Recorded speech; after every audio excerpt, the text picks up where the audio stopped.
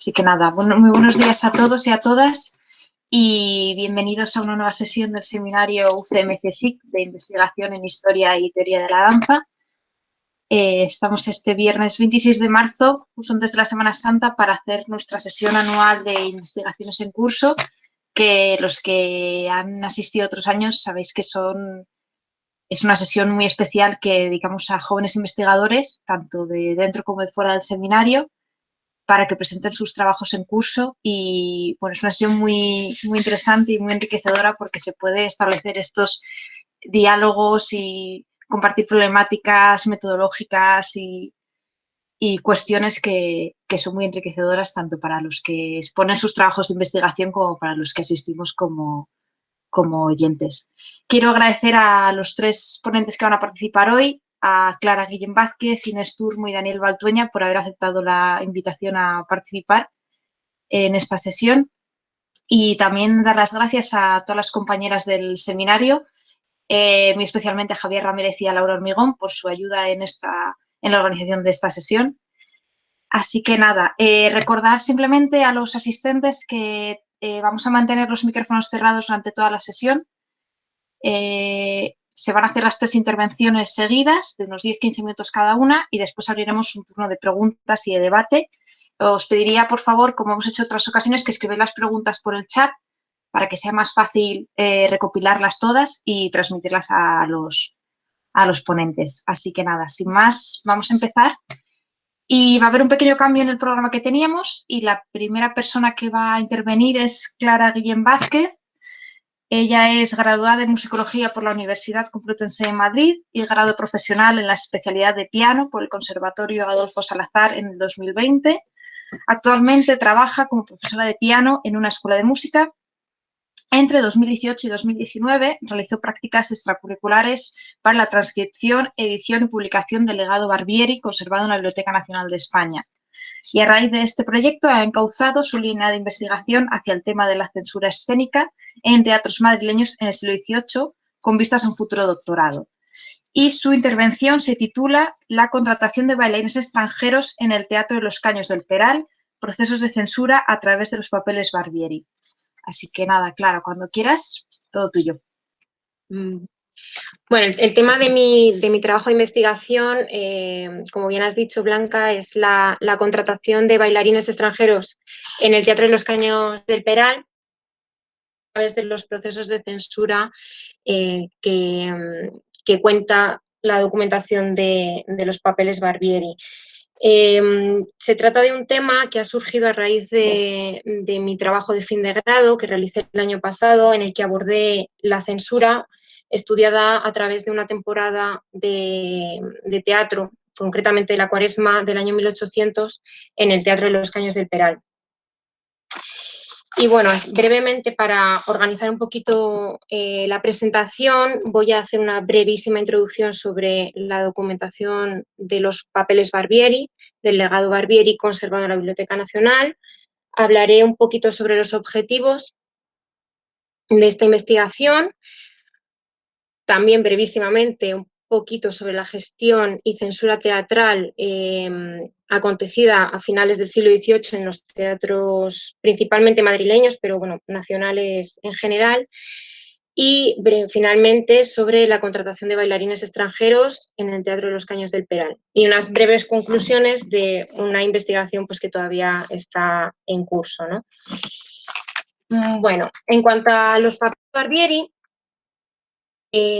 con la muerte de Francisco Asenjo Barbieri, que es un referente no solo para la historia de la música española del siglo XIX, sino también para el desarrollo de la documentación musical como disciplina consolidada en nuestro país.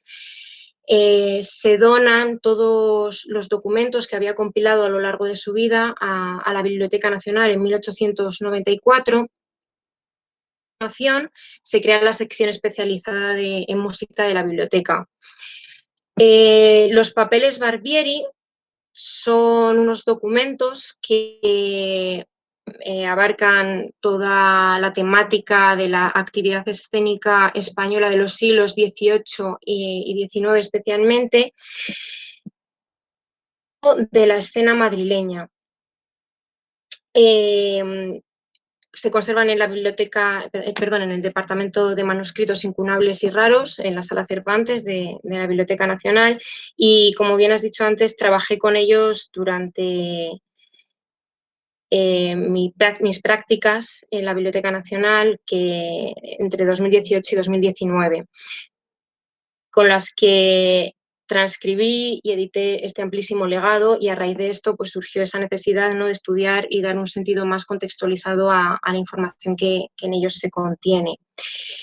Los objetivos principales que estoy llevando a cabo ahora mismo se centran sobre todo en un objetivo general, que es la investigación sobre la contratación de bailarines extranjeros para la compañía de danza del Teatro de los Caños del Peral en la temporada de 1798-1799, que es sobre la que más información se contiene en los papeles Barbieri, porque existe gran cantidad de correspondencia entre las diferentes autoridades del teatro y diferentes diplomáticos, especialmente franceses, para pues, lo dicho, para la contratación de esos bailarines y traerlos aquí a Madrid, a España. Y por otro lado, a raíz de este objetivo general, surgen pues, tres objetivos específicos principalmente, que es estudiar el Teatro de los Caños del Peral en el contexto de la escena madrileña a través de los términos de gestión y legislación teatral, cómo se gestionó este teatro y el devenir que sufrió sobre todo a finales del siglo XVIII. De este punto también analizar los diferentes canales de censura que se intensificaron muy notablemente, especialmente en la última década y que del siglo XVIII, y que culminaron en 1800, entre 1800 y 1808. Y por último, comprender el desarrollo de las últimas temporadas teatrales que se presentaron en el Teatro de los Caños del Peral, atendiendo a la evolución del elenco de baile y de la programación propuesta para estas temporadas. Bueno, en cuanto a la contextualización, simplemente dar 4 datos significativos. Por supuesto, la evolución de todos estos procesos tuvo un recorrido muchísimo más amplio, pero las temporadas que más me interesan a la hora de entender la evolución en la contratación de estos bailarines tienen lugar especialmente entre 1795, 1799 y 1800. Debemos entender que hasta 1799 la dirección del teatro o la gestión del teatro corre a cargo de la llamada Junta de Hospitales, que percibía un beneficio de las representaciones para concedérselo a la beneficencia. Esta Junta de Hospitales estaba coordinada o dirigida por un hermano mayor que en estos años fue Vicente Osorio de Moscoso y Guzmán, el marqués de Astorga, que tuvo una gran implicación en teatral, de gestión cultural de los teatros madrileños, especialmente de los Caños del Peral. Y por otro lado, el teatro contaba con una dirección privada de la empresa a cargo de Domenico Rossi, un bailarín fundamental de la historia del ballet prerromántico en Madrid, ¿no?, en el siglo XVIII. En 1797, bueno, debemos tener en cuenta, por supuesto, que no lo he mencionado, que el Teatro de los Caños del Peral era el teatro de la ópera italiana por excelencia. Combinaba tanto espectáculos de ópera como bailes, ballets, a cargo siempre de artistas o actores extranjeros, italianos en su mayoría, al menos hasta 1795-97. El 26 de noviembre de 1797, sin embargo, se decreta por una real orden que el Teatro de los Caños del Peral y la Compañía de los Reales Sitios podían representar comedias, tragedias y demás espectáculos españoles, siempre que se ejecutaran a horas distintas a las que se hacían en los teatros que hasta entonces habían sido los teatros nacionales, ¿no?, de las representaciones nacionales, que eran La Cruz y el Príncipe, que eran los únicos que podían representar hasta entonces teatro nacional y en castellano. Unido a este hecho, unido a que tras 4 años bajo la dirección de Rossi, las pérdidas del Teatro de los Caños del Imperal aumentaron notablemente, la inestabilidad de la gestión de este teatro pues sufrió grandes turbulencias, digamos, ¿no? Al final no se sabe quién intentó saldar la deuda muy bien del teatro, pero progresivamente y hasta 1799, hacia 1799, perdón, lo cierto es que el gobierno empezó a intervenir notablemente en las actividades del teatro y el 21 de noviembre de 1799 se aprueba un plan de reforma teatral escrito por Santos Díez González, que se convirtió en el censor de toda la actividad teatral a partir de entonces. El título de este plan de reforma era Idea de una reforma de los teatros públicos de Madrid, que allana el camino para proceder después sin dificultades y embarazos hasta su perfección, que implicaba la creación de una junta de reforma y dirección de teatros, que era la que iba a llevar desde entonces el control de las representaciones dramáticas. Por supuesto, este plan, aunque fue apoyado por el rey, fue rechazado tanto por la gestión municipal del Ayuntamiento de Madrid como por la Junta de Hospitales, que por supuesto vieron en peligro sus intereses administrativos y la autoridad sobre los teatros madrileños. Esta Real Orden fue ratificada el 28 de diciembre, cuando se prohibió representar cualquier espectáculo que no fuera español y por actores nacionales o naturalizados en el reino. Claro, esto para los Caños del Peral fue un choque enorme, porque hasta entonces todo su elenco, tanto de la compañía de ópera como la de baile, estaba integrada por actores y bailarines extranjeros. Vemos una evolución en la contratación de estos bailarines, centrados solo, por supuesto, en la parte de la compañía de baile, pero en la compañía de ópera también vemos datos similares. Pasamos en 1795 de representar 96 óperas, 4 oratorios y hasta 99 bailes, con un elenco formado principalmente por bailarines italianos, ¿no?, a cargo de Domenico Rossi como director de la compañía.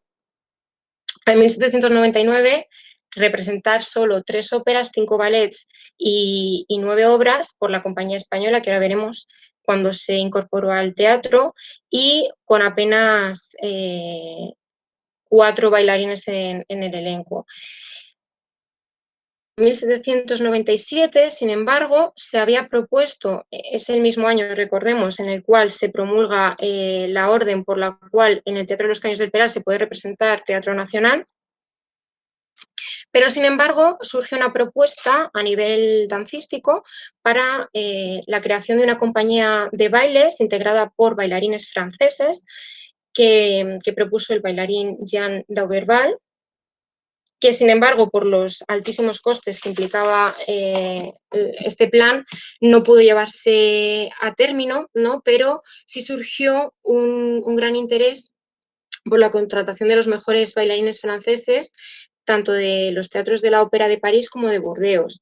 El Marqués de Astorga inicia estas conversaciones hacia mediados de junio de 1797 para que la temporada siguiente acudieran o se incorporaran a la compañía de danza estos bailarines.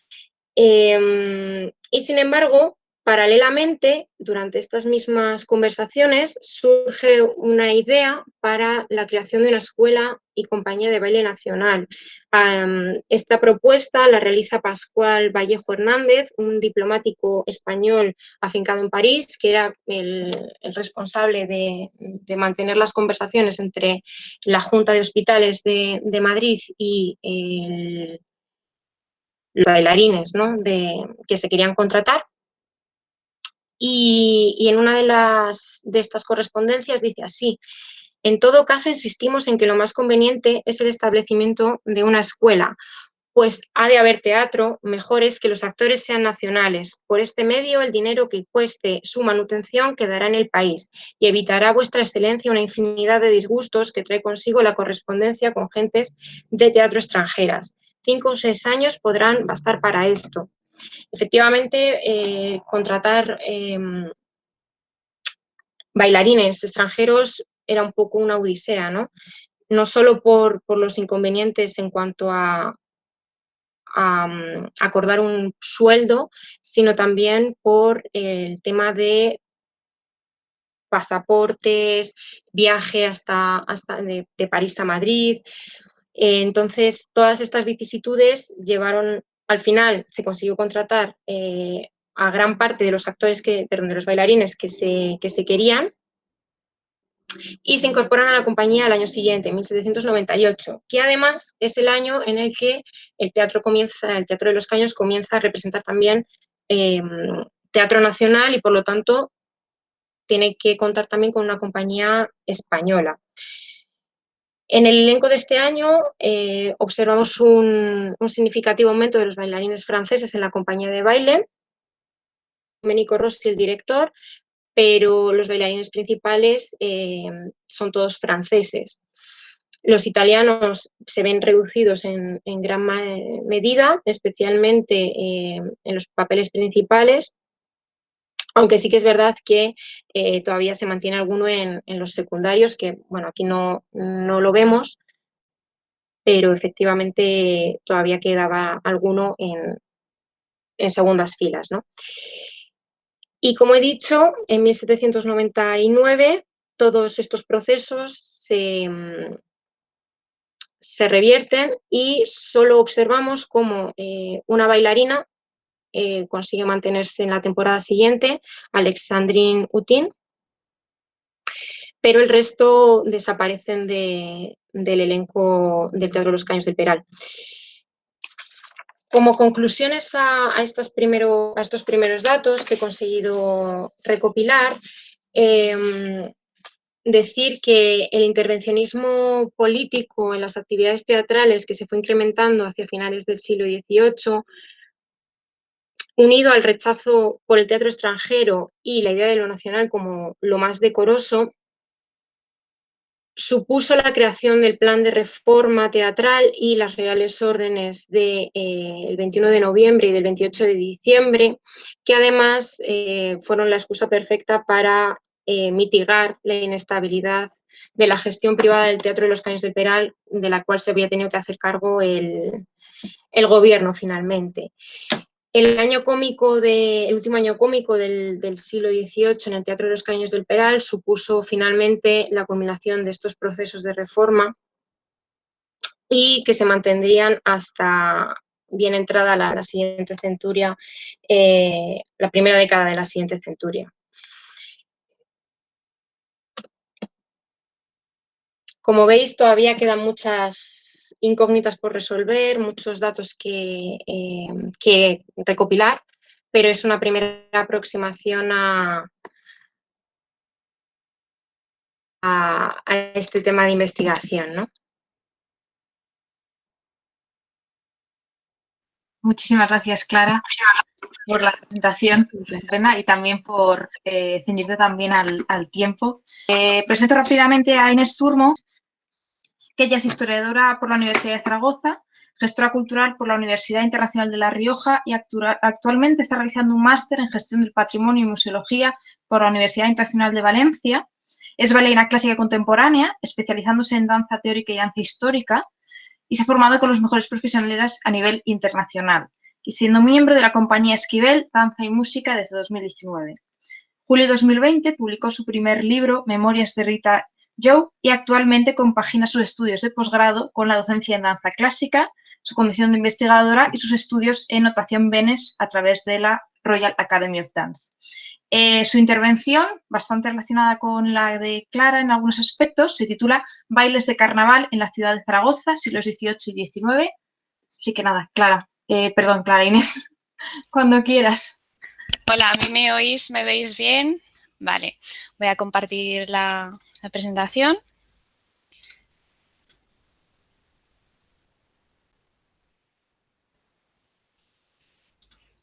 Vale, ¿la veis sin problema? Bueno. Sí, muy bien. Vale, Perfecto. Pues nada, lo primero quería dar las gracias a los miembros del seminario por permitirme estar aquí esta mañana con vosotros en este encuentro. Y nada, pues como ha dicho Blanca, mi título, o sea, el título de mi investigación es de los bailes de máscaras celebrados en Zaragoza en los siglos XVIII y XIX.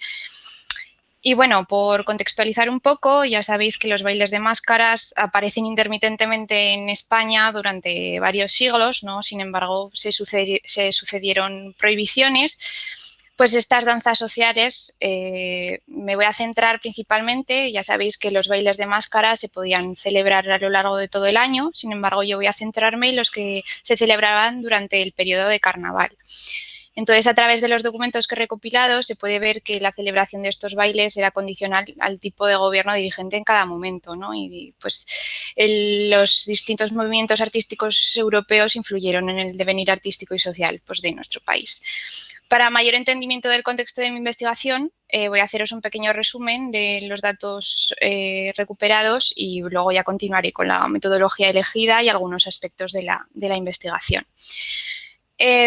Bueno, desde el inicio de la celebración de los bailes fueron considerados lascivos e inmorales, especialmente por la jerarquía eclesiástica, y las recomendaciones de la prohibición de estos eventos fueron periódicamente independientemente del monarca que estuviera en el trono. Entonces, el acervo cultural durante el reinado de Carlos III y la presencia del conde de Aranda como presidente del Consejo de Castilla permitió la celebración de los bailes en la corte madrileña durante 5 temporadas. Sin embargo, bueno, estos bailes fueron celebrados en los Caños del Peral, que es un poco a lo que comentará mi compañera Clara después, imagino. Y bueno, pues tras la sustitución del conde de Aranda como presidente del Consejo de Castilla por el obispo Manuel Ventura, estos bailes volvieron a prohibirse. En Zaragoza, al igual que en el resto de España, se sucedieron prohibiciones del gobierno. Sin embargo, dependiendo de los diferentes archivos, he podido encontrar prohibiciones y ratificaciones tan solo para los años 1716, 1767 y 1794. Además, debemos de tener en cuenta que en 1778 en Zaragoza hubo un incendio que derrumbó el teatro de la ciudad y no sería hasta 1799 cuando se construyó el teatro principal que hoy en día está todavía en pie, ¿no? Que se encuentra en el Coso de Zaragoza. Las representaciones teatrales y escénicas durante ese periodo se realizaron en la lonja de la ciudad y en el caso de haberse levantado las prohibiciones de los bailes es posible que estos bailes de carnaval y de máscaras se celebraran en este mismo espacio, ¿no? En la lonja. Tras la reiteración de la prohibición de 1794 en el año 1807 por el gobierno español, la llegada de las tropas francesas tras los sitios de Zaragoza permitieron la recuperación de la celebración de estos bailes. En el mes de carnaval se celebraron consecutivamente los años 1811 y 1812 en el Teatro de la Ciudad. Tras la expulsión de los franceses y la vuelta al absolutismo de Fernando VII, ya se recuperaron las prohibiciones y no sería hasta 1821, en el contexto del trienio liberal, cuando se lograron volver a celebrar estos bailes. Hasta la fecha, los bailes de máscaras de 1821 han sido los más fáciles de reconstruir gracias a la gran cantidad de crónicas y documentación relativas que he podido reunir. Una de las cosas más sorprendentes de la serie de normas publicadas en el Diario de Zaragoza es que son muy similares a las publicadas en la Instrucción para la concurrencia de bailes de máscaras en el Carnaval del año 1767 del Orden del Gobierno. En total, ese año se celebraron 7 máscaras y fueron recurrentes a lo largo de los años siguientes hasta 1826, cuando nuevamente se volvieron a prohibir. Y no sería hasta 1833, que es un nuevo cambio de gobierno, en este caso la regencia de María Cristina, cuando volveríamos a encontrar noticias de la celebración de estos bailes. A partir de ese momento, hasta la Guerra Civil, se celebraron los bailes de carnaval sin descanso. Y aunque, bueno, sí hay muy poca documentación, a pesar de las crónicas, que sí que son bastante recurrentes, la aparición de los bailes, no hay ningún otro tipo de información, excepto, pues, por ejemplo, los precios de las entradas o las normativas de limpieza del teatro.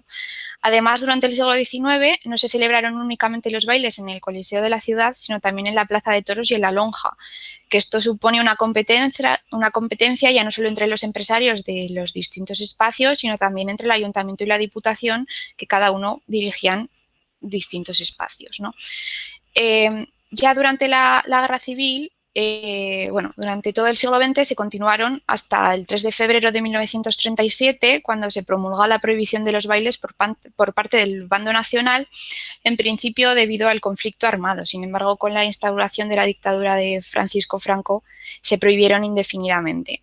Aunque sí que es cierto que hubo algunos intentos de recuperación por parte de individuos aragoneses, como es el caso pues, de esta invitación que os pongo en esta diapositiva de 1940, que es un baile de carnaval que se celebró, que bueno, pues hay una historia muy curiosa, que los denunciaron, luego al final se solucionó solo con una multa, pero la verdad es que sí que se intentó, sin embargo, no se logró recuperar, ¿no? Entonces, cuando se murió el dictador, sí que se recuperó la celebración completa del carnaval, pero los bailes de máscaras, tal y como se conocían, pues no han podido volver a celebrarse.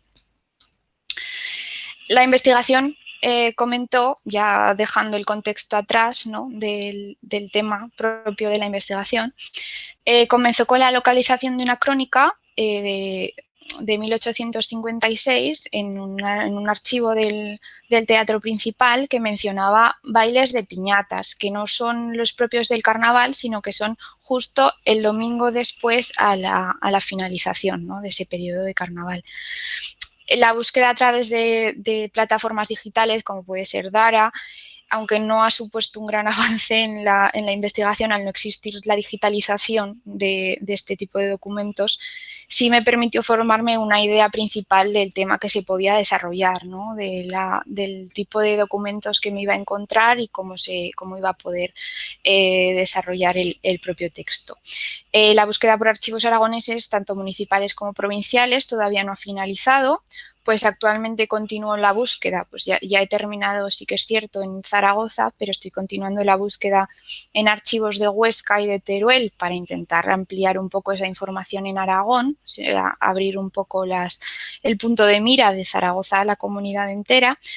Pero, sin embargo, esta búsqueda está siendo muy complicada, pues como me parece que sabemos todos los aquí presentes, la búsqueda referente a la danza es extremadamente complicada y está muy sujeta a la casualidad. Y en mi caso, pues por ejemplo, he tenido que encontrar la información a través de actas, censos, libros de cuentas que en apariencia poco tienen que ver con el tema.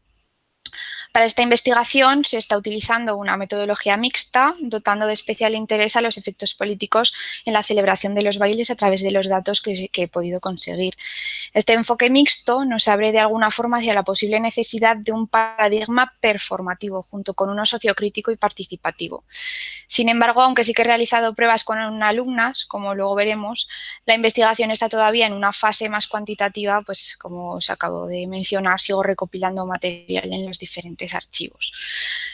Entre las limitaciones que más puedo destacar ahora mismo, ¿no?, que he encontrado, pues primero el problema de las fuentes, ¿no?, que pues los archivos de Zaragoza tienen un principal problema, que han sido las diferentes guerras, pues los sitios de Zaragoza, la guerra civil, que han hecho desaparecer muchos documentos, y también pues los incendios o faltas de cuidado que se han realizado durante los siglos pasados.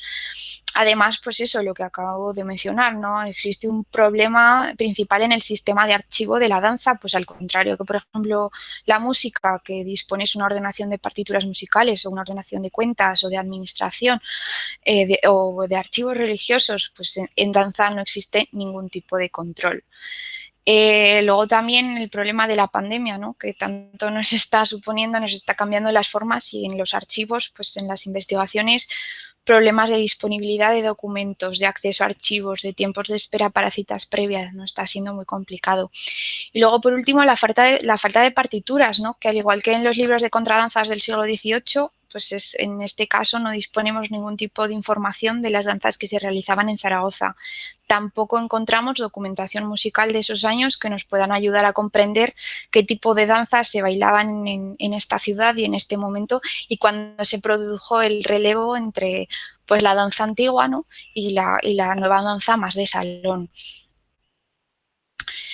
La evolución de la danza social a lo largo del XVIII, del XIX, del XX, y el poco material documental referente a ello en Zaragoza hace muy difícil saber, pues eso, qué tipo de danza se hacían estos eventos en concreto. Aunque sí sabemos que en las crónicas a principios del siglo XIX sí que se menciona contradanzas, posiblemente se podían bailar minuetos, rigodones, al igual que en el siglo XVIII, pero no podemos saber en qué momento se introdujeron pues ese otro tipo de bailes como puede ser el vals, ¿no? Que durante todo el siglo XIX estuvo muy presente en este tipo de eventos. Pues este tipo de danza, el vals, ¿no? De ejecución y estructura más sencilla, supondría la sustitución, ¿no? De este tipo de bailes de contradanzas y minuetos, y poco a poco se introducirían otro tipo de bailes como pues el divertido foxtrot, ¿no? Ya en el siglo XX. Aunque en Madrid sí encontramos libros de partituras referentes a contradanzas o valses especiales para estos bailes de carnaval en el siglo XIX, no podemos saber con exactitud en qué momento se produjo ese relevo en Zaragoza. Actualmente, pues es muy difícil recuperar la tradición de los bailes de máscaras debido a la principal razón de que no existe un conocimiento de baile que permita realizar este tipo de eventos.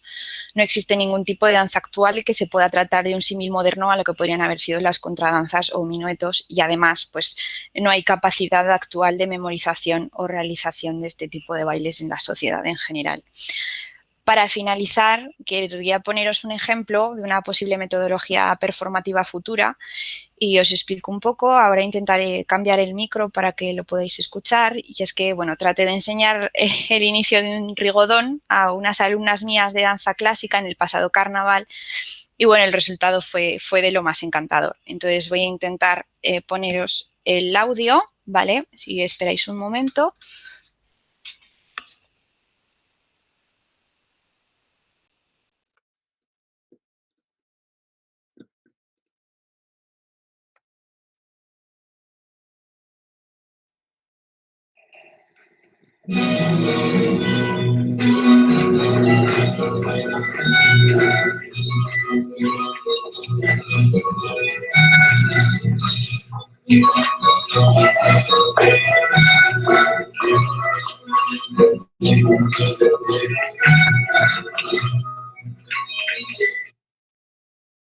Esperad un momento que vuelva a poner los cascos.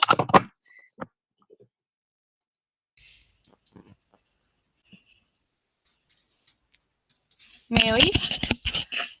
Vale, pues eso, ¿no? Entonces, pues esto sería un poco la presentación de mi trabajo, y pues como veis está en un inicio relativo, o sea, sí que tengo bastante información acerca de archivos, pero bueno, me queda mucho trabajo por delante. Espero poder llevarlo, pues como he mencionado, a un carácter más performativo, ¿no? En el que se entienda el gusto por la danza en este momento de la historia. Y nada, pues muchas gracias por escucharme y espero que les haya gustado mucho. Muchas gracias, Inés. Y nada, vamos con la última intervención de hoy, que es la de Daniel Baltueña, que es doctorando en estudios culturales en el Graduate Center de la City University of New York, donde está realizando su tesis doctoral en torno a la activación de imaginarios vinculados a la cultura española oficial a partir de la crisis de 2008. Trabaja asimismo en la Concejalía para las Artes de Queens, donde actualmente asiste al programa de comisionado artístico en danza. Y nada, Daniel, te cedemos la palabra y cuando quieras. Perfecto, muchísimas gracias. Voy a compartir la pantalla para que se vea la presentación.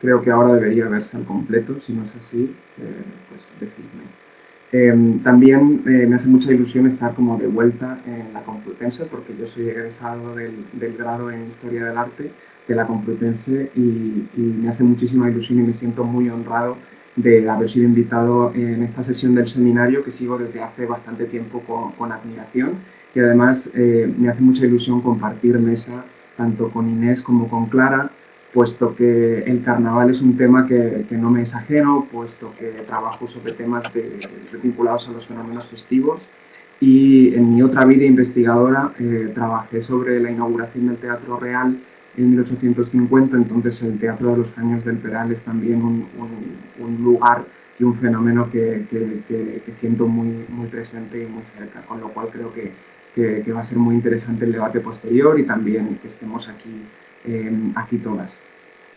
También muchísimas gracias y enhorabuena a todas las personas involucradas en la organización del seminario, de la sesión de hoy, puesto que, dadas las circunstancias, organizar este tipo de eventos es toda una heroicidad. Si me lo permitís y como vamos un poco ajustados de tiempo para las intervenciones, lo que voy a leer es leer la mayor parte de mi trabajo con el fin de ser lo más preciso posible en la elección de las palabras, y luego ya en el debate posterior, por supuesto, estaré encantado de ampliar y aclarar cualquier punto que sea de vuestro interés, con el fin un poco de responder a los interrogantes que traigo hoy conmigo y que me gustaría discutir con todas vosotras. Mi intervención de hoy, El flamenco queer ha muerto, viva el flamenco queer, problematiza el uso y el abuso de la categoría queer asociada al baile flamenco para proponer una posible metodología crítica que permita expandir qué entendemos por lo queer en el flamenco o por el flamenco queer. Este método que propongo no es otro que es el del agenciamiento, ensamblaje también traducido, de Gilles Deleuze y Félix Guattari, a partir, sin embargo, de la lectura de Jas Virpoir en Terrorist Assemblages o Emotionalism in Queer Times, en oposición a la metodología que pienso que está presente de una manera más protagonista el análisis de lo queer en el flamenco, que es la categoría de interseccionalidad. Mi objetivo aquí es sobre todo cuestionar y, más importante, prevenir del arriesgado camino, probablemente involuntario y bien intencionado, por el que el llamado flamenco queer en el contexto actual, en el contexto de la creación actual, apunta a convertirse, por decirlo con la clau, en un significante vacío. Hay investigadoras en el contexto nacional como Alicia Serrano o Pedro G. Romero que han dedicado esfuerzos a investigar las intersecciones entre las prácticas flamencas y queer, y para aquellas personas menos familiarizadas con el término, la palabra queer remite a un original insulto dirigido a personas con identidades de género y orientaciones sexuales disidentes, que sobre todo a partir de los años 90, con los textos inaugurales de Teresa de Lauretis y Judith Butler, constituye una disciplina propia encargada del estudio de prácticas culturales variadas y, más importante para mí hoy, de la creación de múltiples paradigmas teóricos.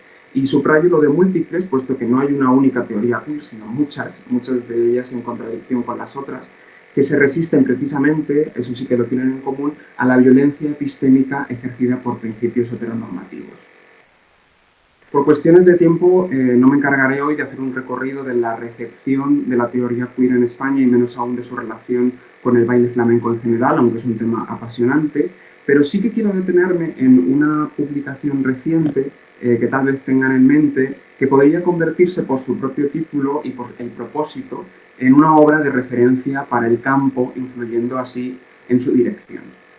Esta publicación es Historia queer del flamenco, desvíos, transiciones y retornos en el baile flamenco, 1808-2018, de Fernando López Rodríguez, que se publicó el pasado 2020 y que creo que también ha participado Fernando en este seminario.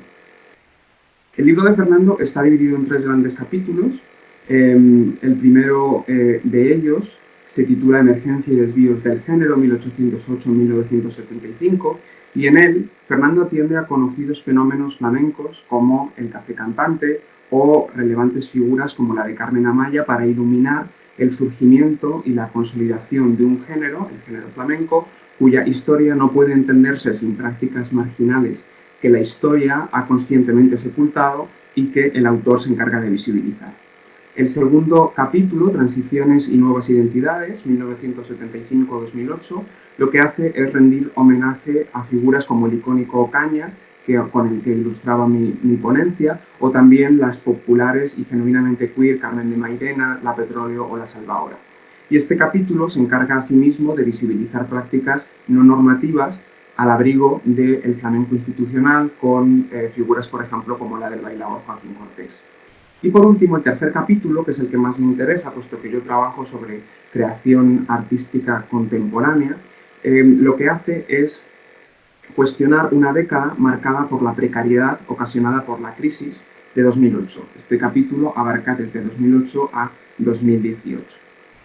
Aquí, en este tercer capítulo, las prácticas sexuales no normativas y las disidencias de género en el baile flamenco, que protagonizan los 3 capítulos se entienden también desde los estudios de raza, poscoloniales y de discapacidad, que son áreas, los Race Studies, Postcolonial Studies y Disability Studies, con poca tradición en el contexto peninsular, pero que Fernando López Rodríguez utiliza en un intento de adoptar en algunos puntos la interseccionalidad como metodología, y posteriormente explicaré.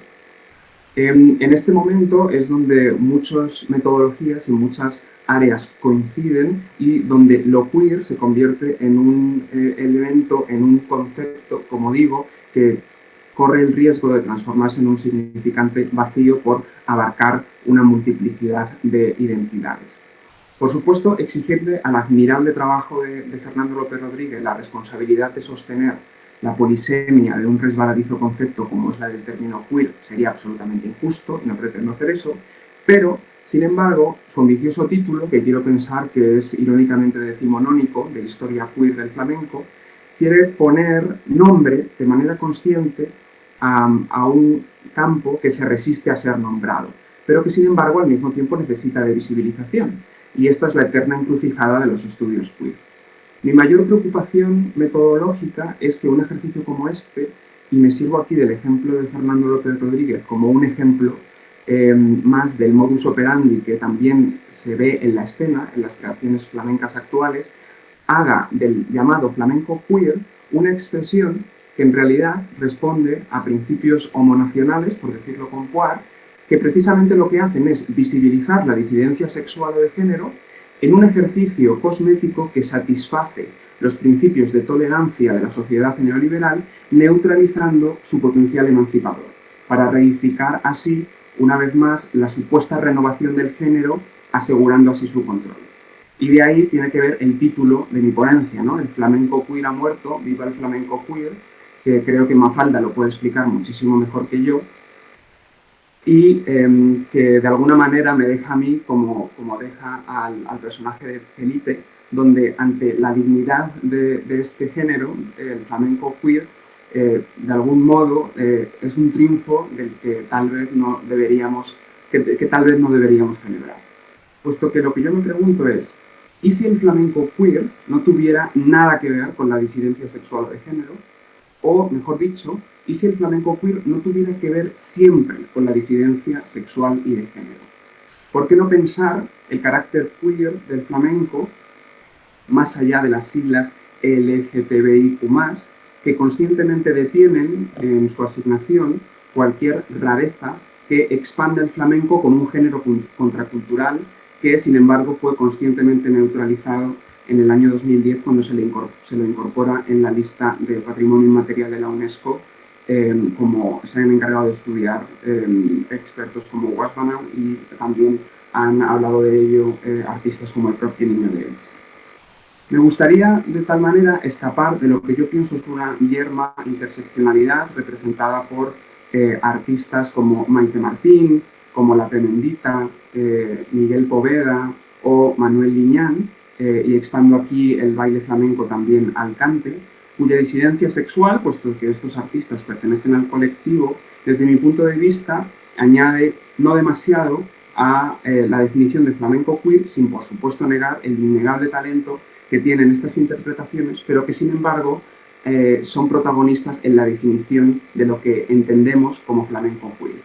Un ejemplo de ello es el éxito del espectáculo Viva de Manuel Liñán, tanto por parte de la crítica como del público, que de alguna manera se corresponde con esta mirada interseccional al flamenco queer, que se presenta como algo novedoso, tal y como hizo el New York Times en un reportaje que le dedicó con motivo de la representación que finalmente no tuvo lugar como consecuencia de la pandemia en marzo del año pasado, cuando su supuesta novedad en realidad está presente en muchísimas propuestas anteriores y donde tal vez este elenco no represente el carácter contracultural que muchas otras expresiones flamencas sí que tienen.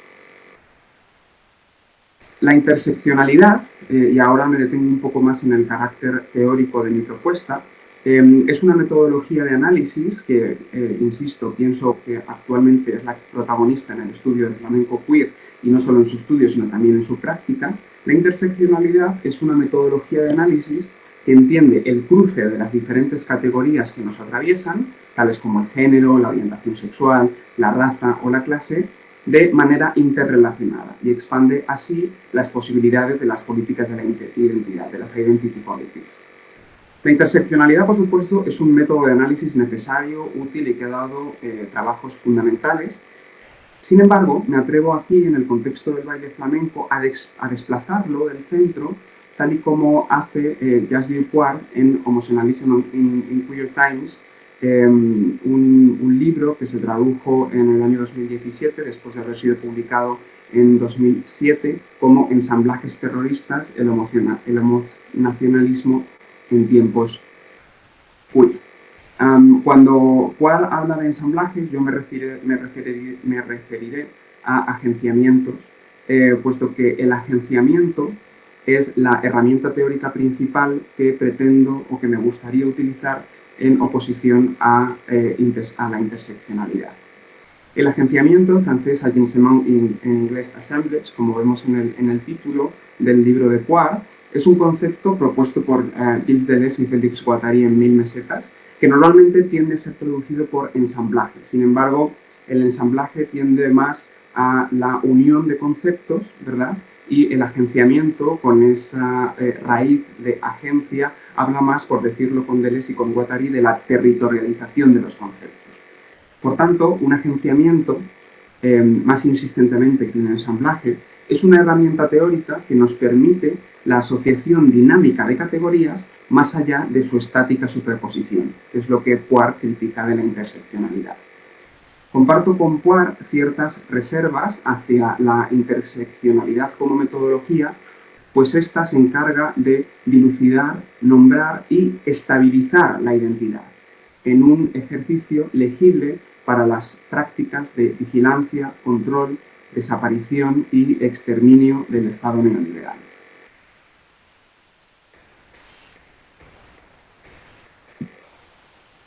Sin embargo, el agenciamiento permite escapar de las categorías identitarias previamente establecidas, en este caso hablamos de flamenco o de queer o de LGTB, para expandir los campos más allá de los límites que las palabras traen consigo. Por decirlo con Puar, assemblages are thus crucial conceptual tools that allow us to acknowledge and comprehend power beyond disciplinary regulatory models. Eso que enfatizo, esos disciplinary regulatory models, de alguna manera son las identidades que la interseccionalidad detiene y que impide una lectura más profunda de, en este caso, las expresiones queer dentro del flamenco. De esta manera, displacing queerness as an identity or modality that is visibly, audibly, legibly, or tangibly evident, assemblages allow us to attune to movements, intensities, emotions, energies, affectivities, and textures as they inhabit events, speciality, and corporalities. Es decir, si entendemos lo queer como una identidad, de alguna manera la interseccionalidad, al identificar esa identidad, detiene el potencial emancipador que se supone que las identidades queer traen consigo. Sin ánimo, por supuesto alguno, de censurar la necesaria participación de personas pertenecientes al colectivo LGTBIQ+, dentro del flamenco, algo absolutamente fundamental, necesario y de lo que todos disfrutamos, creo que a la hora de pensar como investigadoras el flamenco queer, con el objetivo, por supuesto, de expandir las posibilidades de este género, la interseccionalidad resulta una metodología limitada que lo que hace es interrumpir una lectura crítica sobre las prácticas sexuales e identidades de género disidentes. Puesto que, de alguna manera, lo que defiendo como una expansión de la definición del flamenco, lo que quiere hacer es tomar la teoría queer, tal y como han hecho investigadoras, como decía, como Alicia Serrano, Pedro G. Romero y Fernando López Rodríguez en muchos puntos de su libro. Lo que quiere hacer es tomar la teoría queer como punto de partida y no señalar a través de la teoría queer, nombrar o identificar ciertas identidades de un modo enciclopédico que aportan un componente supuestamente queer a la creación del flamenco actual. Muchas gracias. Muchísimas gracias, Daniel, por la intervención y también por ajustarte al tiempo también. Bueno, tenemos Dani, te voy a pedir que por favor apagues tu micrófono, que creo que está rebotando mi voz. Gracias. tenemos ahora un rato para preguntas, para comentar, para abrir un debate. Creo que han sido 3 intervenciones muy, muy, muy interesantes que han planteado muchísimas cuestiones, tanto metodológicas como a nivel de contenidos, que creo que dan para reflexiones muy interesantes. Creo que aunque haya sido 3 intervenciones que quizás a nivel metodológico Inés y Clara igual están más en un campo más similar que la de Daniel, pero creo que entre las 3 hay muchos conceptos y muchas ideas que se pueden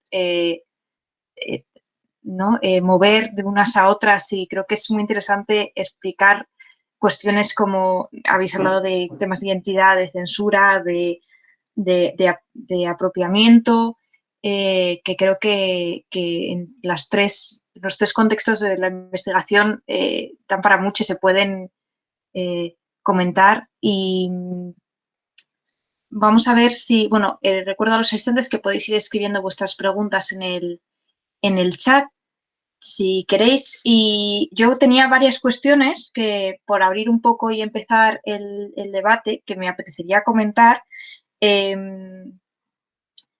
Por una parte, me parece muy interesante el uso de la parte que los que estáis utilizando la performatividad y la práctica como metodología escénica. Y yo quería preguntaros, especialmente, Inés, y yo no sé si, Dani, lo estás utilizando en tu trabajo de tesis como parte de la metodología, ¿cómo estáis utilizando esa manera performativa para vuestras respectivas investigaciones? No sé si en el caso de Inés tu trabajo como profesora se está aplicando más a una manera de poner en escena, de alguna manera, en práctica, algunos conceptos que estás utilizando, o lo estás incluyendo dentro de la metodología como una parte de tu trabajo. Quería ver si podéis explicar un poco cómo era esa manera de utilizar la práctica en vuestras respectivas investigaciones.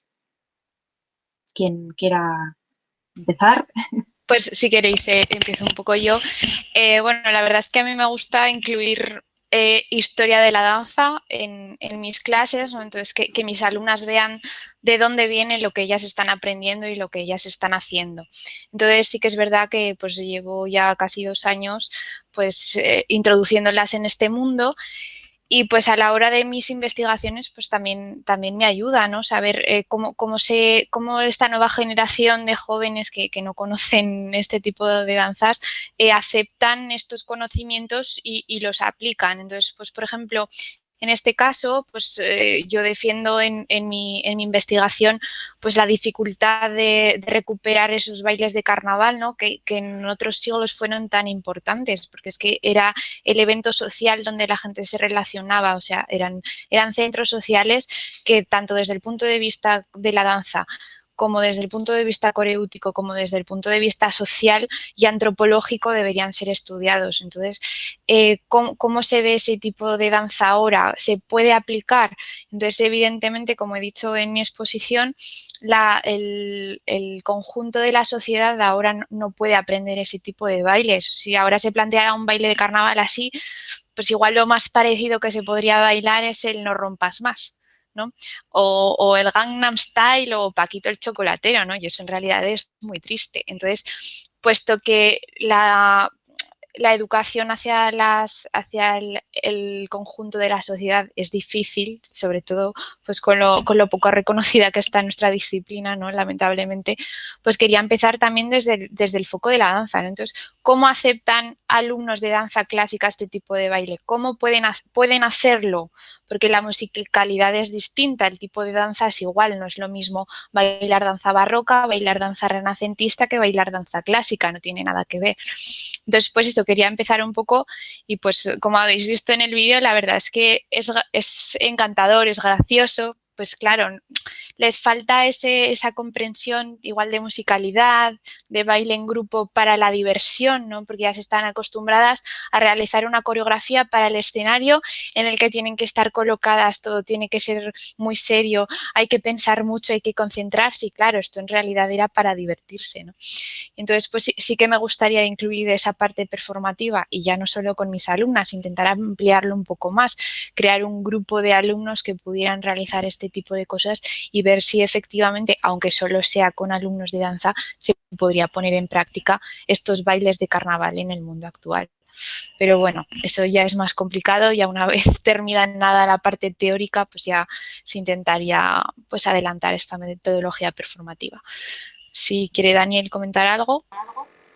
Sí, bueno, yo tengo que discrepar contigo, Inés, porque pienso que el Paquito el Chocolatero es un fenómeno absolutamente fantástico y lo digo de corazón, porque creo que de alguna manera nos habla un poco de la activación del cuerpo en un contexto festivo, ¿no? Que aunque desde un punto de vista técnico probablemente sean unos pasos muy rudimentarios en comparación con tal vez algunas de las coreografías sobre las que tú trabajas, de algún modo sí que hay algo ahí muy interesante que tiene que ver con el fenómeno festivo, con la activación del cuerpo, con la celebración grupal, con todo lo que engloba el carnaval, ¿no? Entonces, bueno, ojalá pudiéramos bailar el Paquito Chocolatero para también, de alguna manera, informar nuestra metodología, porque creo que ahí hay algo interesante desde un punto de vista teórico, sino analítico, ¿no? En mi caso, con respecto a la metodología, es un arma de doble filo en el sentido de que, claro, yo trabajo sobre artistas contemporáneos, artistas vivos, cuyos espectáculos y coreografías están grabadas, puedo acceder a ellas a través del vídeo, también puedo asistir a los espectáculos de manera presencial, incluso con muchos de los artistas a sus propios ensayos, entrevistarlos, de tal manera que claro, no es lo mismo que cuando uno se enfrenta o una se enfrenta a trabajar un fenómeno coreográfico del cual apenas hay documentación, ya no digamos ni gráfica ni audiovisual, ¿no? Sino simplemente documentación, textual. Pero al mismo tiempo sí es cierto que, claro, metodológicamente hay no por defender que el investigador debe estar fuera, ni muchísimo menos, puesto que yo en mi trabajo también de comisariado estoy en contacto directo con los artistas sobre los que trabajo, pero sí que hay un poco una contaminación de la propia metodología a través del acompañamiento de esos artistas. Entonces, desde un punto de vista de los recursos a los que uno tiene acceso, en mi caso, es un desafío investigador muchísimo más sugerente, pero al mismo tiempo esos recursos, esa pluralidad de recursos también hay que tomarla como con cierta cautela, ¿no? No que el documento del archivo ni mucho menos soporte la verdad del fenómeno que uno estudia, pero sí que es cierto que a la hora, por ejemplo, de escribir, pues hay que como llevar mucho cuidado y ser atento desde qué lugar uno está hablando cuando conoce de un modo tan cercano ciertas prácticas artísticas sobre las que luego va a investigar y sobre las que luego va a escribir. Bueno, tenemos alguna pregunta escrita, pero yo antes que nada quería abrir para los tres, porque una cosa que habéis tratado los tres, algunos directamente, otros indirectamente, pero que trabajáis los tres, que ha sido el tema de las censuras y las prohibiciones, que Inés ha hablado muy claramente de esos periodos en los que se prohíben las celebraciones de carnaval. Clara ha hablado también de esa prohibición, ¿no? A través de esa ley que se prohíbe la actuación de bailarines, intérpretes y de obras extranjeras, una defensa de lo nacional como una imagen de lo decoroso. Y Dani, yo estoy segura de que has trabajado el tema de la censura, evidentemente, en tu trabajo. Es muy claro. Y me parece muy interesante y quería preguntaros a los tres cómo veis cada uno desde vuestro tema de trabajo, ¿no? ¿Cómo veis que esas ideas de censura hayan podido, se han permeabilizado, ¿no? En los diferentes periodos y en los diferentes objetos de investigación de cada uno? No sé si veis vosotros esa intersección de esta idea de búsqueda del continua, ¿no? Del decoro, de lo correcto. Es muy interesante esta idea de lo nacional, siempre relacionado con la danza española y relacionado con estas ideas de lo decoroso que está presente a lo largo de muchísimo tiempo. Y me parecía, no sé, quería escuchar vuestras reflexiones un poco sobre este aspecto, ¿no? Que me parece tan interesante, que además con temas tan diferentes esté ahí, ¿no? Y sea como un problema de fondo y que parece que ha casi condicionado, ¿no?, los tres proyectos de investigación, de alguna manera. No sé si alguno quiere comentar alguna cosa. Si queréis puedo empezar yo, que como parece que nadie se... Bueno, yo, a ver, la verdad es que realmente yo creo que trabajo un periodo más amplio que mis compañeros. Bueno, igual también Daniel, pues eso, es más pues desde el siglo XIX.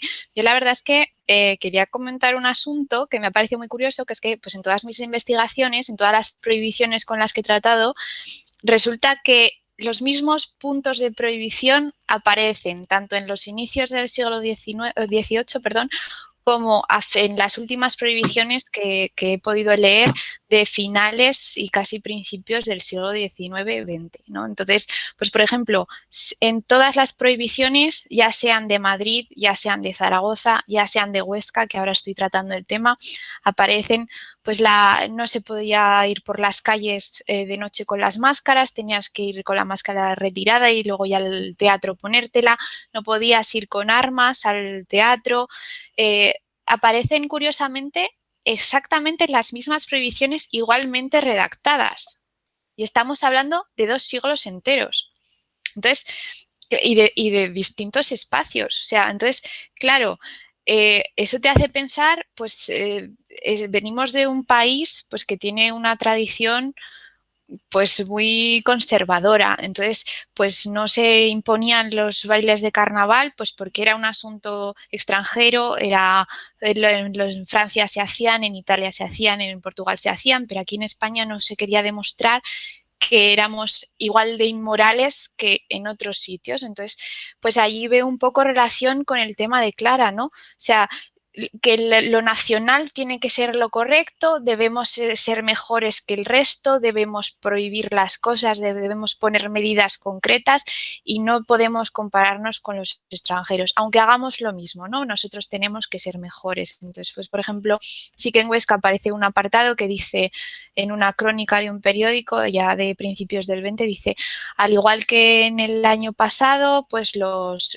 oscenses han demostrado ser correctos, al contrario que en otras ciudades y en otros países que son pues lascivos, y nosotros hemos conseguido crear unos carnavales sin ningún altercado, ¿no?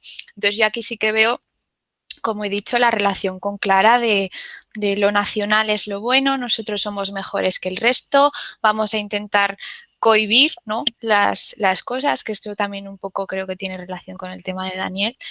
Y pues eso, a ver si continuad, si queréis, mi discurso lineal cronológico.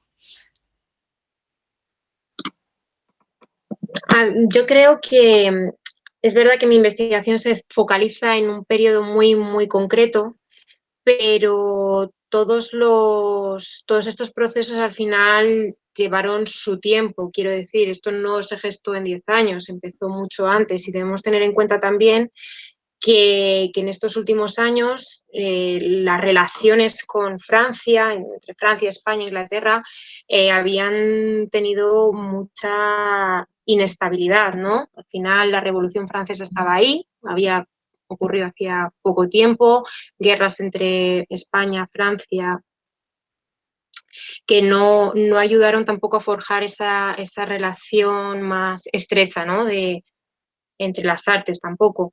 Y además, el Teatro de los Caños del Peral también es un espacio peculiar, en el sentido de que al final era el único teatro de Madrid, espectáculo que no fuera nacional. La Cruz y el Príncipe siempre representaron teatro nacional. También era el Teatro de la Ópera, ¿no? Por supuesto, un espectáculo italiano por excelencia. Y claro, todas estas ideas ilustradas, ¿no?, de tenemos que controlar el arte, tenemos que controlar la cultura, que venían desde las autoridades al final, no desde el pueblo, porque al final la gente iba a la ópera. Pues las quisieron controlar desde arriba, no tanto de controlar las mentalidades, ¿no? Yo, si me lo permitís, creo que le voy a dar un poco la vuelta a la pregunta y hablar no tanto de la censura, puesto que yo trabajo un periodo histórico, que es el actual, ¿no? Donde en teoría no hay una censura establecida como tal, a pesar de que sí que hay ejercicios censores. Entonces pensar en de qué manera la censura también se ejerce a través de la hipervisibilización de otras prácticas. Me explico. Por ejemplo, en el caso del espectáculo Viva de Manuel Liñán, que ha sido un espectáculo con muchísimo éxito por parte del público, de la crítica, y hipervisibilizado porque es un espectáculo realmente y técnicamente magistral, sí que de alguna manera pone sobre la mesa, hipervisibiliza una determinada manera de entender las prácticas queer dentro del flamenco que, desde mi punto de vista, atienden a una versión digerible de las prácticas sexuales disidentes y no normativas. Mientras que esa hipervisibilización de ciertas prácticas lo que hace es, de alguna manera, censurar indirectamente otras prácticas que no ocupan el espacio o que no toman la escena de la misma manera que sí que lo hacen otras prácticas. Entonces creo que ese diálogo es interesante y creo que incluso puede verse también en otras épocas, ¿no? Como la promoción de determinadas políticas o determinadas prácticas, sin existir una censura como tal, hace que ciertas manifestaciones adquieran un protagonismo mayor a costa de otras sin necesidad de que sean censuradas explícitamente. Tenemos 3 preguntas, una para cada uno de los participantes. La primera es para Inés, de Kuros Kanaf Shah Mohammadi, que dice: ¿puede que las danzas de máscara incluyan cantos grupales o corales? En tal caso puede haber partituras. En general, ¿qué intersección, entre paréntesis que me perdone Daniel, puede haber entre estas danzas y el canto coral?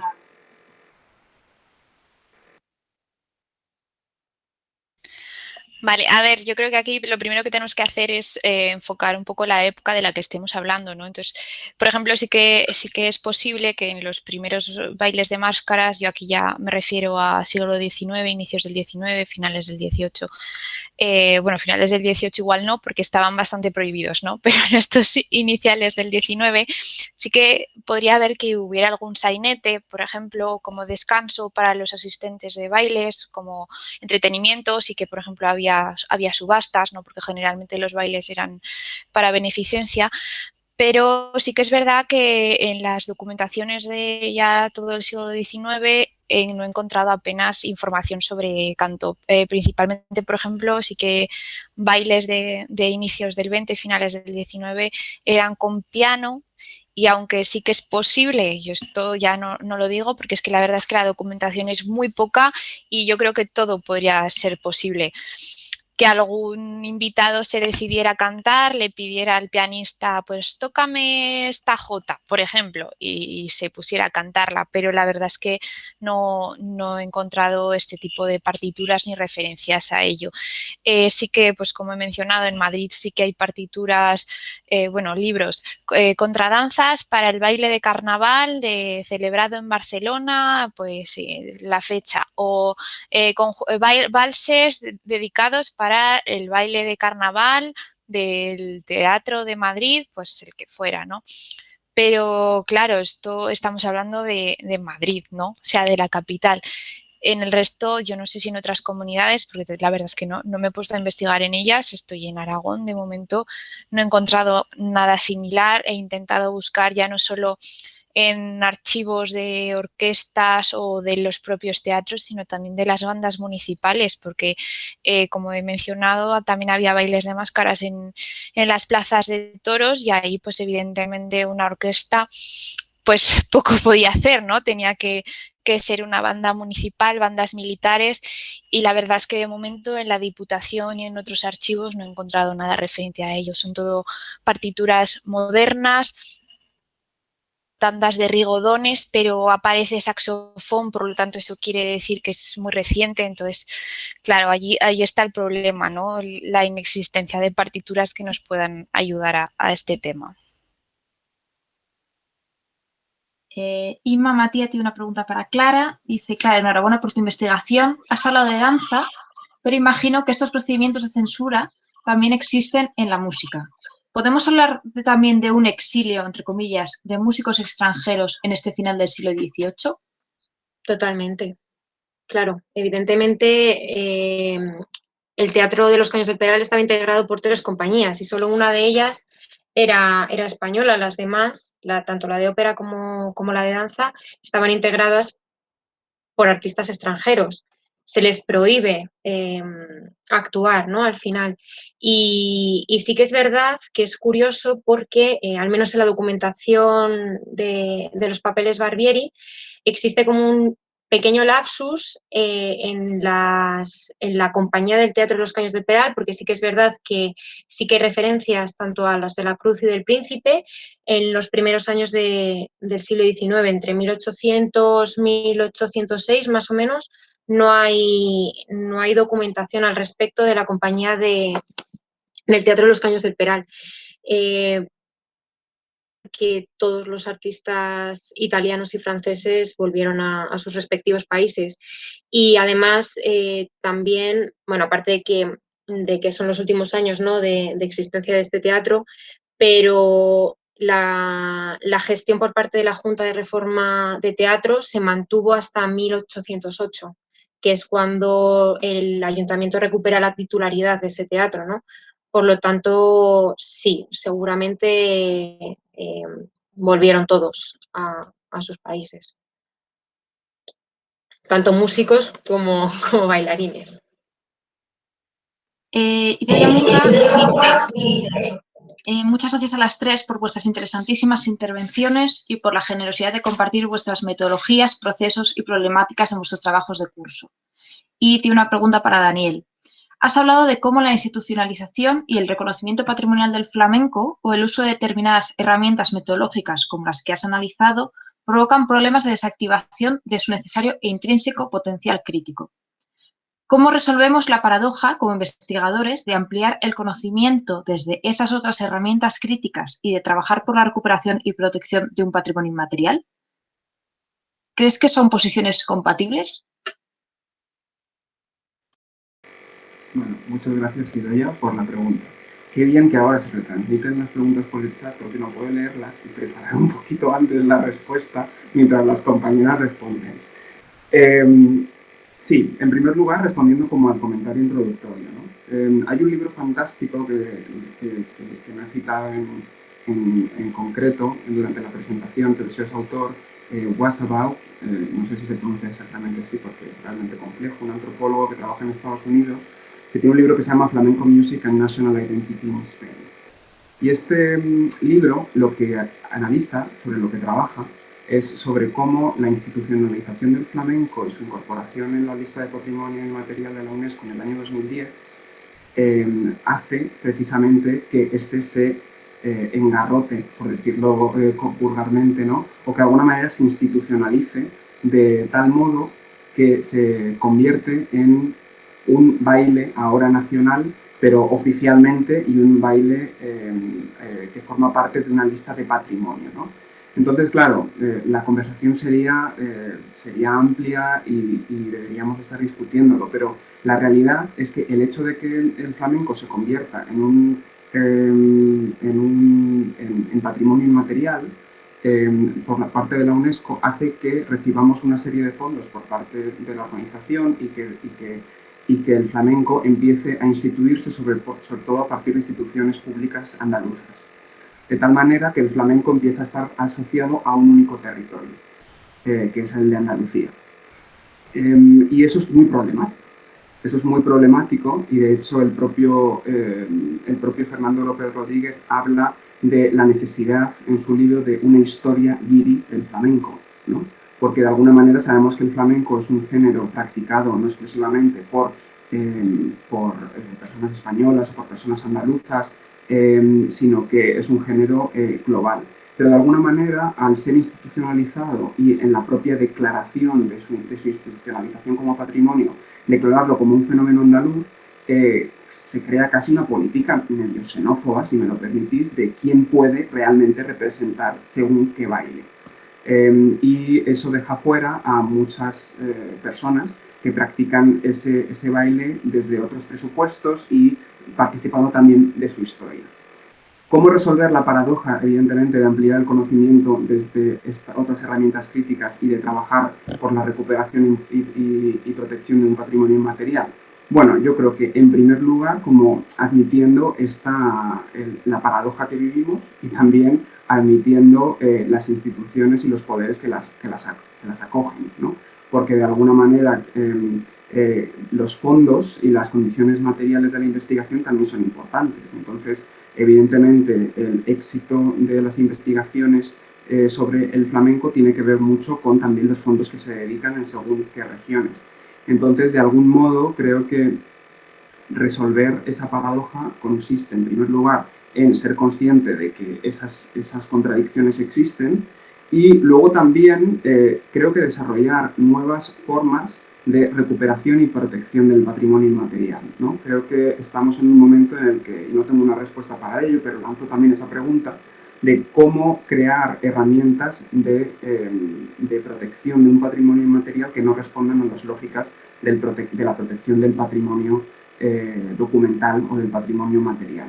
Y de qué modo se pueden desarrollar ese tipo de recursos o de herramientas que inevitablemente necesitan como digo, pues de recursos, de fondos, pero al mismo tiempo estamos en esa especie como de encrucijada, ¿no? Donde es necesario el apoyo institucional, pero al mismo tiempo las instituciones muchas veces deciden, a partir, por ejemplo, de declaraciones como esta, que merece la pena ser protegido o recuperado. Entonces, creo que me voy a detener ahí porque podría seguir hablando, pero sin lugar a dudas creo que tu pregunta, Idoia, me sirve como para seguir pensándolo. Y creo que ahí es una cuestión a reflexionar, cómo vivir dentro de la institución y cómo aprovecharse de la institucionalidad al mismo tiempo que también como responder o de alguna manera resistirse a su sujeción. Muchísimas gracias, Dani. Interesantísima lo que planteas. Marta Rodríguez y Luis Cabrera, bueno, da la enhorabuena a las tres por las intervenciones y por las reflexiones que estamos compartiendo. Idoia comparte una pregunta de nuestro compañero Javier Ramírez, que está grabando la sesión, y dice, es una pregunta para Daniel. Dice, en el caso del flamenco queer, y estando muy de acuerdo con el punto de vista propuesto al separar la identidad individual del creador con la puesta en escena, ¿no es precisamente el flamenco y el flamenco queer un lugar especialmente complejo para que esto se separe, teniendo en cuenta el problema histórico de legitimación? Y comenta además, una segunda pregunta. Si al conflicto del origen en los clanes flamencos se le suma el conflicto de la legitimidad en la disidencia de género, ¿cómo acabar con esta pesadilla de la legitimación que tanto vivimos también las investigadoras de danza que no bailamos? Claro. Me ponía el hormigón que se me oye muy bajito. ¿Se me oye bien? ¿Hablo un poco más alto? Bueno, yo te escucho bien, pero si puedes hablar un poquito más alto, mejor. Vale, perfecto.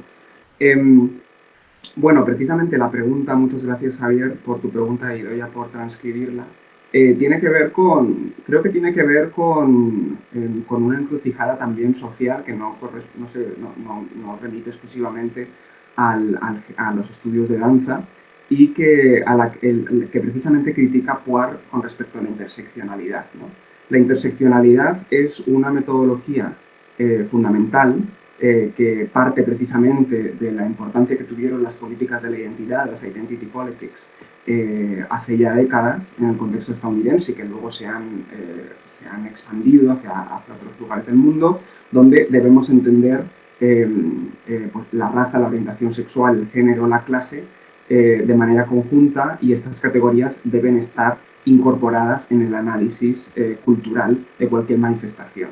El problema es que a la hora de identificar esas identidades, de alguna manera también lo que hacemos es detenerlas y de alguna manera congelarlas. Entonces, al congelarlas y al dedicarles como una caja, ¿no? Una casilla, también dejamos de permitirnos la posibilidad de encontrar algo más allá. Lo que dice Poir en el libro es como la interseccionalidad lo que hace es que ser mujer signifique una cosa, ser negra signifique otra y ser homosexual signifique otra, de tal manera que las identidades se entienden como departamentos estanco. Evidentemente eso es necesario desde un punto de vista de legislación, desde un punto de vista social, desde un punto de vista de convivencia, pero al mismo tiempo, cuando estamos trabajando desde la investigación de las manifestaciones culturales, creo que deberíamos poder permitirnos el lujo como de romper ciertas estructuras para que, como apuntas, Javier, esas estructuras no limiten las posibilidades de qué entendemos por tal o cual categoría. Entonces, desde mi punto de vista, y por ahí es por donde a mí me interesa ir, es entender que en mi caso lo queer no significa tal o cual orientación sexual o tal o cual identidad de género, cosa que por otro lado es fundamental también tener presente, sino encontrar realmente cuáles son las reverberaciones, cuáles son las posibilidades que eso desata. Porque si no, lo único que estamos haciendo es de alguna manera señalar, ¿no? Pues tenemos estos artistas que trabajan en el flamenco y que son homosexuales o que son lesbianas o que son trans, y entonces eso ya inmediatamente parece que le da como una especie de carácter subversivo, cuando en realidad, por decirlo también con Deleuze, son ejercicios del aparato del Estado, ¿no? Son ejercicios identitarios que de alguna manera nombran ciertas prácticas, pero no son máquina de guerra, o sea, no son realmente una manera de reventar las estructuras por dentro y de alguna manera de criticar o de problematizar, mejor dicho, ¿no? Problematizar las categorías. Esto es como ahora estamos acostumbradísimas a, digamos, el resurgir necesario del feminismo, como todos los museos, todas las instituciones organizan exposiciones sobre mujeres pintoras o se publican documentos, se publican libros, pero de alguna manera también hay mucha gente que se sube al carro del feminismo como una manera también de lavar la cara de la institución. Pero realmente, ¿qué aporta, más allá, por supuesto, de la necesaria revalorización y de la puesta en común de ese conocimiento, qué aporta realmente esas nuevas propuestas, ¿no? No puede o sea, visibilizar las prácticas, en mi caso, queer dentro del flamenco o a las mujeres en cualquier ámbito del conocimiento es el primer paso. Es decir, no debe ser la meta, es el primer escalón. Después, teniendo eso, ¿qué hacemos con eso?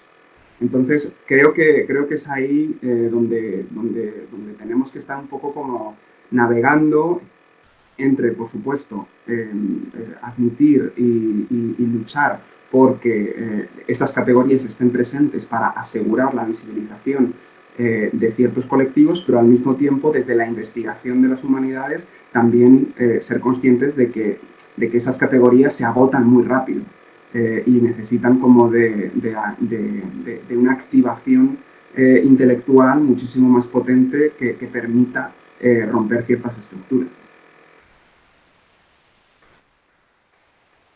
Bueno, no sé si de momento no hay más preguntas, quedaría unos minutillos, pero bueno, yo mientras alguno de los asistentes quiere hacer alguna última pregunta, yo tenía dos preguntas muy breves, una para Clara y otra para Inés.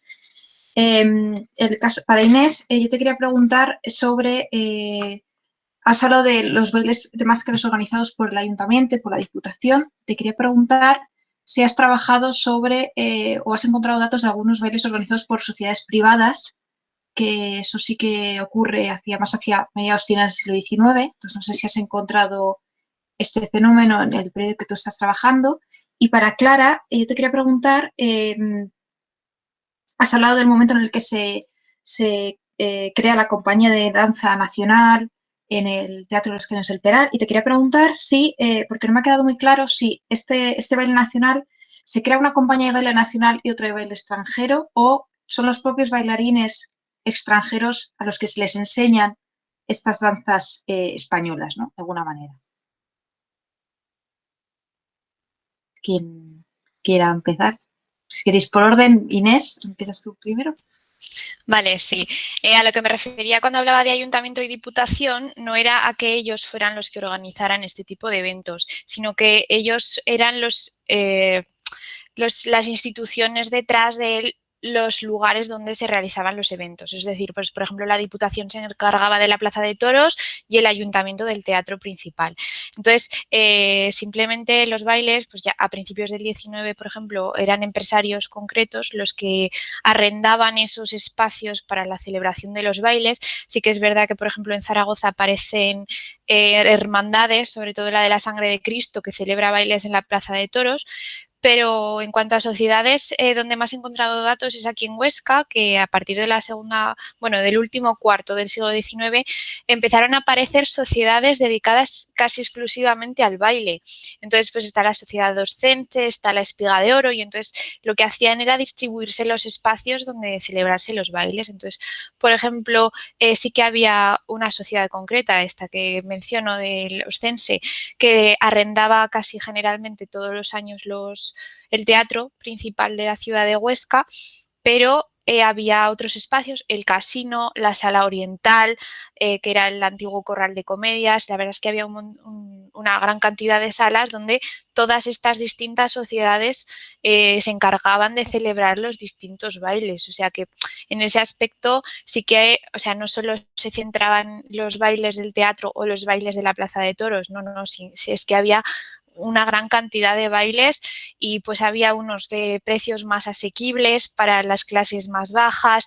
Evidentemente los lugares eran un poco menos elegantes, ¿no? Pero sin embargo también podían poder acceder a este tipo de bailes, o al revés, ¿no? Los que eran más con el precio más alto, que eran para las altas pues, aristocracias, ¿no? Para los señores de las ciudades. Entonces sí que igual eso en la explicación no ha quedado muy evidente, pero sí que es verdad que la verdad es que la oferta, he encontrado más información en Huesca que en Zaragoza, pero era bastante amplia.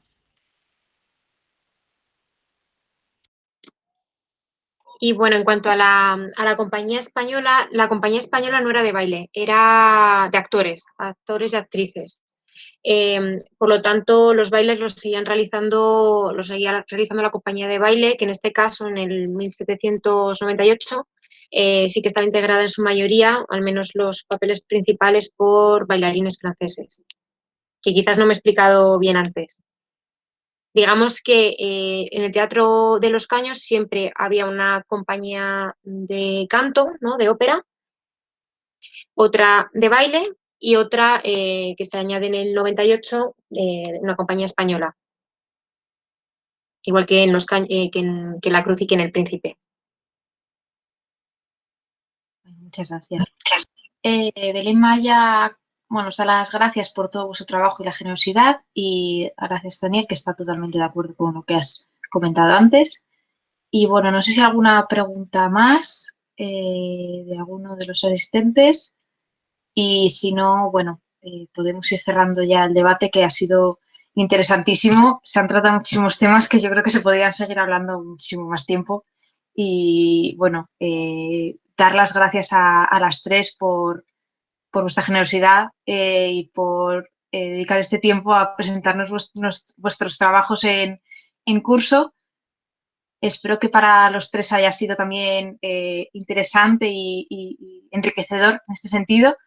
Y nada, dar las gracias a todos los asistentes a la sesión de hoy, que esperemos que disfrutéis una buena Semana Santa de descanso, que es necesario también.